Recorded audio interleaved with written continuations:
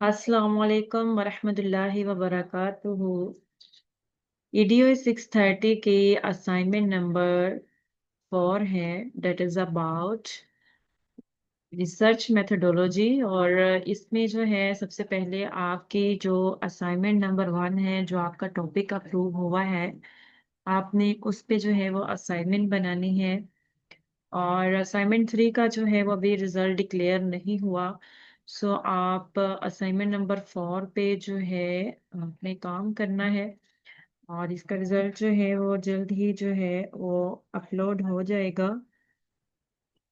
So basically जो है वो आपने असाइनमेंट नंबर 4 में क्या करना है, आपने अपने अप्रूव्ड टॉपिक पे रिसर्च मेथोडोलॉजी राइट करनी है कि आपकी जो रिसर्च है, आपने जो टॉपिक सेलेक्ट किया है, वो रिसर्च जो है वो किस टाइप की होगी। उसमें आप कौन सा रिसर्च डिजाइन यूज करेंगे, क्वांटिटेटिव रिसर्च होगी या क्वालिटेटिव होगी, सैम्पलिंग आप किस तरह से करेंगे, क्या सैंपल साइज होगा, डेटा कलेक्शन आप किस तरह से करेंगे। सो इस वीडियो में जो है वो मैं आपको गाइड करूंगी, और इस वीडियो को आपको एंड तक देखना है। और आपके साथ जो है वो सैंपल भी शेयर किया जाएगा। सबसे इम्पोर्टेंट बात मैं आपको बता दूं कि ये आपका प्रोजेक्ट है, इसमें आपने किसी भी असाइनमेंट को स्किप नहीं करना। ठीक है। और अगर आप कोई भी असाइनमेंट स्किप करते हैं तो डेफिनेटली आपके मार्क्स जो हैं वो डिडक्ट होंगे। तो आपने जो है आपकी जो भी प्रीवियस असाइनमेंट हैं, और जो भी उसमें चेंजेस सुपरवाइजर की तरफ से सजेस्ट की गई हैं, आपने वो चेंजेस भी मस्ट करनी है। ठीक है, लेकिन मार्क्स आपके चेंज नहीं होंगे। चेंजेस आपको मस्ट करनी है because it's your research project. ठीक है। हम असाइनमेंट नंबर 4 की तरफ जाते हैं और देखते हैं कि इसमें आपको क्या करना है। The assignment particularly requires the research methodology of your thesis। और इसमें आप ये हेडिंग्स जो है वो इंक्लूड करेंगे, जिसमें आपकी मेथोडोलॉजी आ जाती है, डिजाइन रिसर्च डिजाइन आ जाता है, रिसर्च मेथड आ जाता है, पॉपुलेशन आ जाती है, सैम्पलिंग टेक्निक है, सैंपल साइज है, और इंस्ट्रूमेंटेशन है कि आप डेटा कलेक्शन के लिए जो है वो कौन सा टूल यूज करेंगे, और validity and reliability of the tool, questioner and time frame. मतलब डेटा कलेक्शन करने में आपको कितना टाइम लगेगा। नेक्स्ट जो है आपने ये सारे पॉइंट्स जो हैं इसमें आपने बताने हैं। मेथोडोलॉजी में इसको हम बाद में देखते हैं, पहले जो है वो आपके ये हम देख लेते हैं, ये आपके डाउनलोड फाइल्स में मौजूद है, आप वहां से देख सकते हैं। Important points before completing assignment number 4. Selection and approval of instrument tool is important with the submission of assignment 4.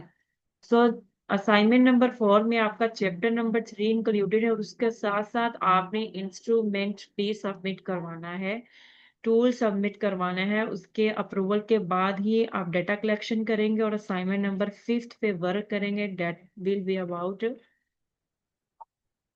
Data analysis. Data analysis आपने करना होता है एसपीएसएस को यूज करते हुए।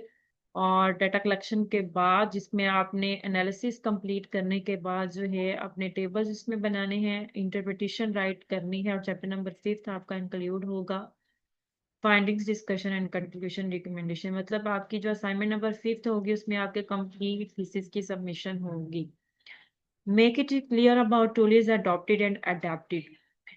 इसमें ये होता है कि आपके जो वेरिएबल्स हैं, उन वेरिएबल्स को आपने मैयर करना है।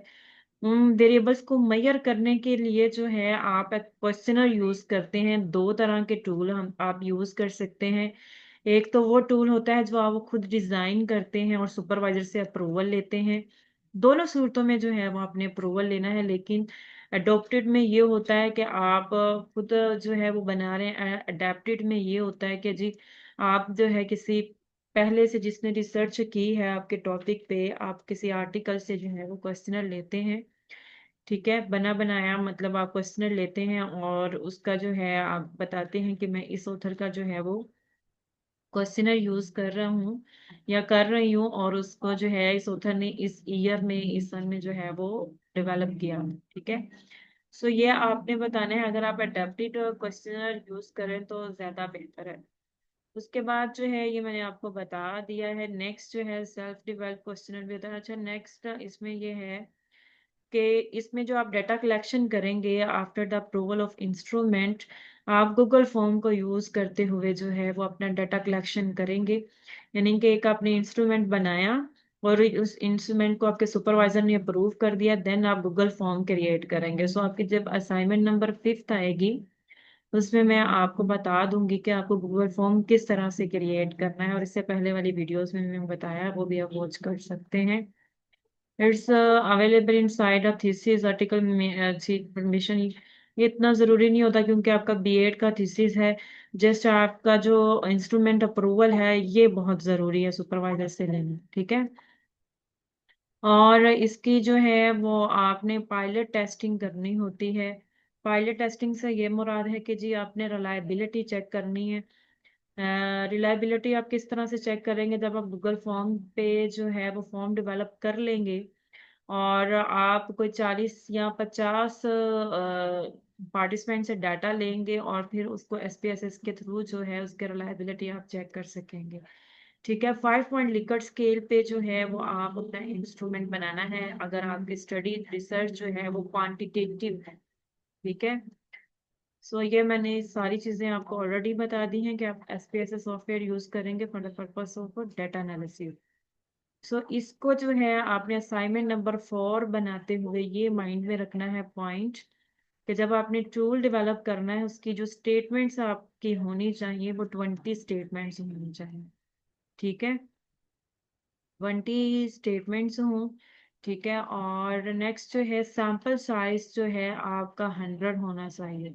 मतलब 100 से कम जो है वो आपने सैंपल साइज नहीं लेना। सैंपल साइज जब आपने लिखना है अपना रिसर्च मेथोडोलॉजी वाले चैप्टर में तो आपका जो सैंपल साइज है वो 100 है। ठीक है, data will be collected by using online Google form. तो ये जो है आप डाटा कलेक्शन मेथड में लिख सकते हैं।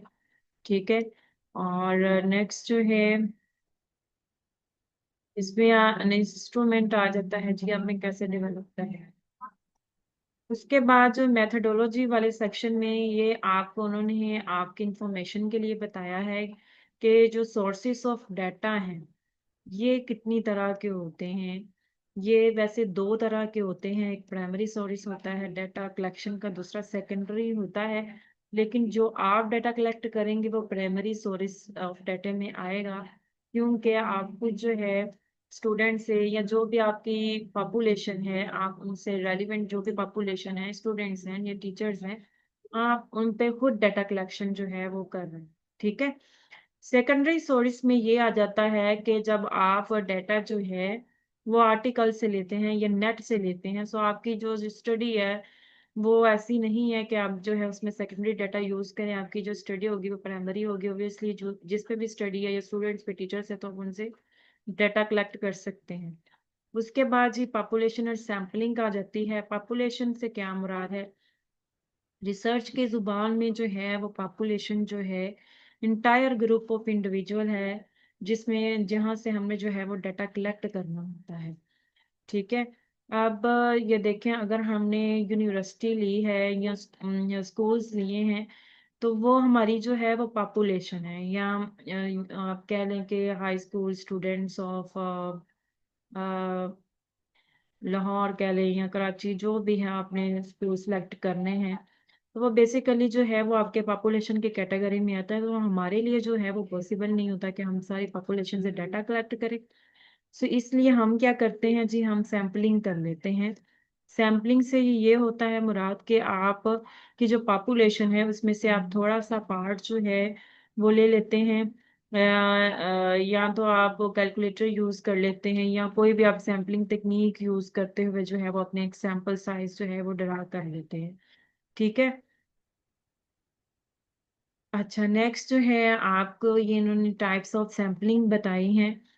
टाइप्स ऑफ सैम्पलिंग में जो है आपकी ये टाइप्स हो जाती हैं, रैंडम सैम्पलिंग आ जाती है। रैंडम में ये होता है कि जो भी आपकी पॉपुलेशन है उसमें इक्वल नंबर ऑफ चांस होता है हर पार्टिसिपेंट को सिलेक्ट करने का। ठीक है, उसमें आप रैंडमली जो है वो स्टूडेंट्स को, पार्टिसिपेंट्स को सिलेक्ट कर रहे होते हैं। स्ट्रेटा में ये होता है कि आप वो ग्रुपिंग कर लेते हैं या एज ग्रुप कर लिया, ठीक है। और जहाँ आपकी जो जेंडर बेस पे इस तरह से जो है सोशो इकोनॉमिक बैकग्राउंड के बेस पे आप उनके स्ट्रेटा बना लेते हैं और उसके बेस पे जो है उनसे डाटा कलेक्ट करते हैं। कन्वीनियंट सैम्पलिंग में जो है आप उनसे डाटा कलेक्ट करते हैं जिनको आप इजीली एक्सेस कर सकते हैं। तो नेक्स्ट पर्पसेस में ये होता है कि जो आपकी पॉपुलेशन है सिर्फ आप उनसे डाटा लेते हैं एज लाइक, अगर आपने अपनी जो पॉपुलेशन ली है स्पेशल एजुकेशन के स्टूडेंट्स लिए हैं तो आप सिर्फ स्पेशल एजुकेशन के स्टूडेंट्स से लेंगे डाटा, ठीक है। तो ये जो है पर्पसेस सैम्पलिंग हम उनके लिए ज्यादा जो है वो यूज करते हैं जो हम हमारी जो पॉपुलेशन होती है वो उसको स्पेसिफाई कर रही हो, ठीक है, कि हमने जो है वो सिर्फ इन्हीं से डाटा लेना है, उसकी स्पेसिफिकेशन मौजूद। अच्छा, नेक्स्ट जो है वो इंस्ट्रूमेंट ऑफ द स्टडी है। इंस्ट्रूमेंट में ये है कि अगर तो आपकी रिसर्च क्वांटिटेटिव है, ठीक है, क्वांटिटेटिव रिसर्च में हम जो डाटा अपने रिजल्ट्स को प्रेजेंट करते हैं वो न्यूमेरिक फॉर्म में, टेबल्स फॉर्म में प्रेजेंट करते हैं, उसके इंटरप्रिटेशन राइट करते हैं। और इंटरव्यू जो है वो डाटा कलेक्शन टूल जो है वो क्वालिटेटिव रिसर्च के लिए यूज होता है। अगर आपकी रिसर्च क्वालिटेटिव है तो ये पता चलता है कि आपके टॉपिक के बेस पे कि आपके